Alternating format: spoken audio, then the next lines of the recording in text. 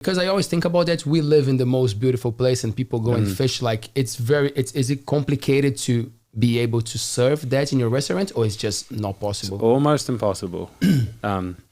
I've delved into it a few times and then just hit brick walls.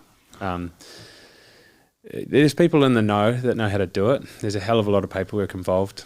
And I can see why. There's a reason for some of the quota system, and people would take the piss. But then it's also failing in other ways, the scallops and stuff, But no, you can't just go catch fish and sell it.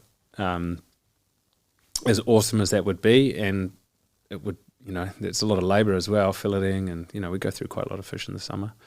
And the freshness and the local thing, it's just impossible, unfortunately. But I hope it changes. And there's someone else there. We've tried. There's a, there's a guy in Tairua catching fish, and he was selling it to commercial, like whole kingies and stuff like that, and we were buying the odd one.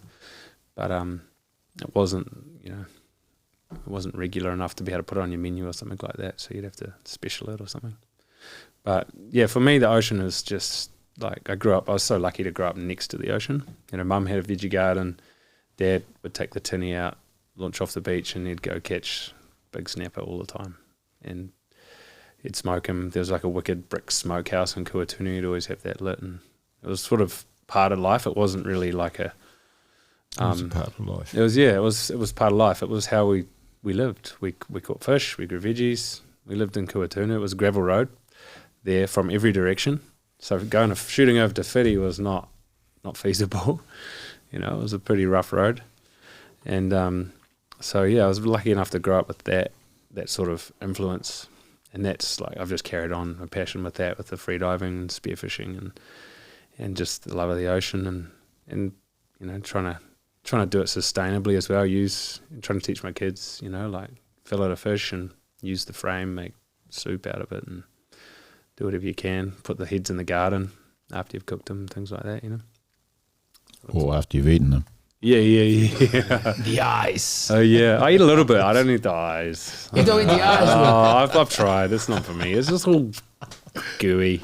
That's where it's at, man. I know. It's just not good. That's what I heard, by the way. This is coming from the Kenna steering guy. Yeah. Why are you pointing at Roy? Come on, Roy. The 7-day Kenna steering guy. Yeah, the 7-day Kenna guy. It's like a religion. Who's that? Oh, it's the 7-day Kenna guy coming to preach about fucking... Yeah. Don't get too close. I get too close to him. Do you eat the eyes, Roy, of the fish? Yeah. I've been known to eat lots of fish eyes. Yeah, I kind of need to because improve your sight. I've got to keep the side up. Go Roy, one of them, mate. There's probably some good stuff in there, eh? Eat what you want to be. Yeah. Eat enough carrots, you'll turn orange.